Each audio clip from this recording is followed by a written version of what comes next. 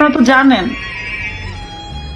যে আমার ছোট্ট একটা 2 বছর 8 মাসের ছেলে সন্তান, এবং আমার বাবাটা প্রচন্ড অসুস্থ, এবং আমাকে আপনারা মেরে ফেলবেন না কি করবেন আমি জানি না। আর ডোন্ট হ্যাভ এনি আইডিয়া আমার বাবাকে বাঁচাতে, আমার সন্তানদের বাঁচাতে আপনারা যে মিথ্যে এলিগেশন আমাকে দিয়েছেন, এর প্রতিবাদ, এর উত্তর আল্লাহ নিজ হাতে দিবেন। আপনারা ভাবছেন দুনিয়াতে জিতে যাবেন, আখিরাত বলে একটা কথা আছে, এটা সমাজ, মানুষ এর উত্তর দিবে। আমি ব্রেন স্ট্রোকের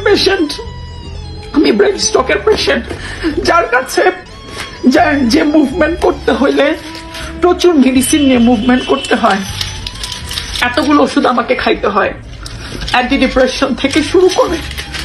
আজকে যদি কোনো কারণে আমার ব্রেন স্ট্রোক হয় অথবা আমি দুনিয়া থেকে চলে যাই ওভার স্ট্রেসে, আমার বাবা অসুস্থ, বাবা, আমার মা, আমার 2টো বাচ্চা এবং আমার পরিবার এর দায়কে নিবে আমি জানি না।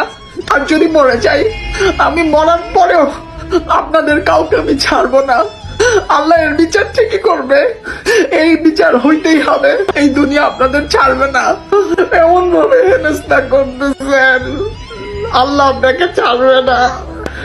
শাস্তি আপনাকে এই দুনিয়া এবং আখিরাতে ভোগ করতেই হবে। আমার এতিম বাচ্চাদের হাত থেকে আপনি বাঁচতে পারবেন না। এই দুনিয়ার বুকে আপনি কতদিন রাজত্ব করবেন? মৃত্যুর পর আমি আপনাকে ছাড়বো না, কোনোদিন, কোনোভাবে না। আমি বর্ষা দিনের দিন খাইছি, প্রচন্ড কষ্ট করছি, প্রচুর স্ট্রাগল করে আজকে এখানে আমি বর্ষা। আমি কেন কাজ করতেছি আপনাদের, সেটা হচ্ছে জ্বালা। আমি কেন ভালো আছি, এটা আপনাদের যন্ত্রণা। মানুষ কেন আমাকে নিয়ে ভালো বলে, এটা আপনাদের যন্ত্রণা। আল্লাহ ঠিক বিচার করবে, আমি বিশ্বাস করি। আমি মরবো না ইনশাল্লাহ। আল্লাহ যেন আমাকে হায়াত দেয়, এই কষ্ট সহ্য করে এই যুদ্ধে আমাকে যেন জয়ী করে, এটা আমি আল্লাহর কাছে চাইবো। আমি আল্লাহকে বিশ্বাস করি, আমি সৃষ্টিকর্তাকে ভয় পাই, আমি আপনাদের মতো জালিম আর জুলুমকারীকে ভয় পাই না।